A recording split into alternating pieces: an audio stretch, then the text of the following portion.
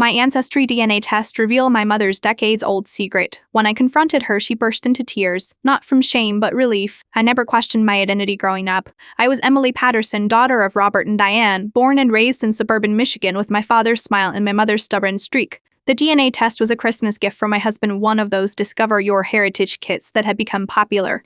I was expecting confirmation of my mother's stories about our Scottish ancestors and perhaps some unexpected Eastern European connections. What I was expecting was the close relative match notification that appeared 2 weeks after I submitted my sample. Sarah Williams, 25%, DNA shared, redacted relationship, half-sibling. I stared at my screen, convinced there was some mistake. I had no siblings, spoiled, half or otherwise. I was an only child. My parents had tried for years to have more children but couldn't. I click on Sarah's profile. She was 32, 3 years younger than me, living in California. She had attached a photo cell, a woman with familiar eyes that made my heart race with recognition. When I messaged her, her response was immediate. I've been looking for my biological family for years. My adoptive parents told me my birth mother was very young and couldn't keep me. Are you adopted too? I wasn't adopted, at least I'd never been told I was.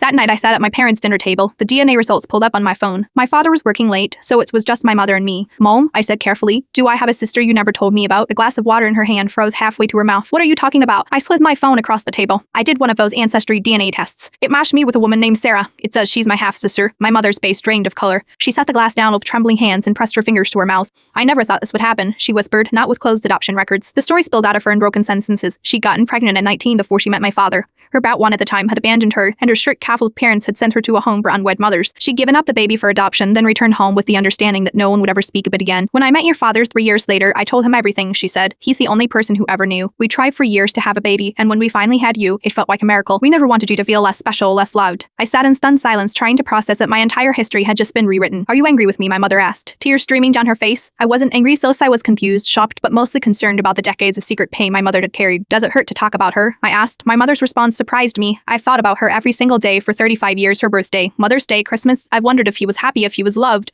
if she ever thought about me. She took a deep, shuddering breath. The hardest part was never being able to talk about her, never being able to acknowledge she existed. I reached for my mother's hand. Would you want to meet her? The look on my mother's face, seen hope breaking through decades of resigned silence, of being answered before her words could. 2 months later, I sat in a mess jar beside my mother as she met her firstborn daughter for the first time in 3 decades. Sarah looked so much like me. It was startling a mist, but she had her mother's laugh, a detail that made my mother sob when she first heard it. That night as we drove home, my mother kept repeating, I never thought I'd get to say her name out loud to someone who knew she existed.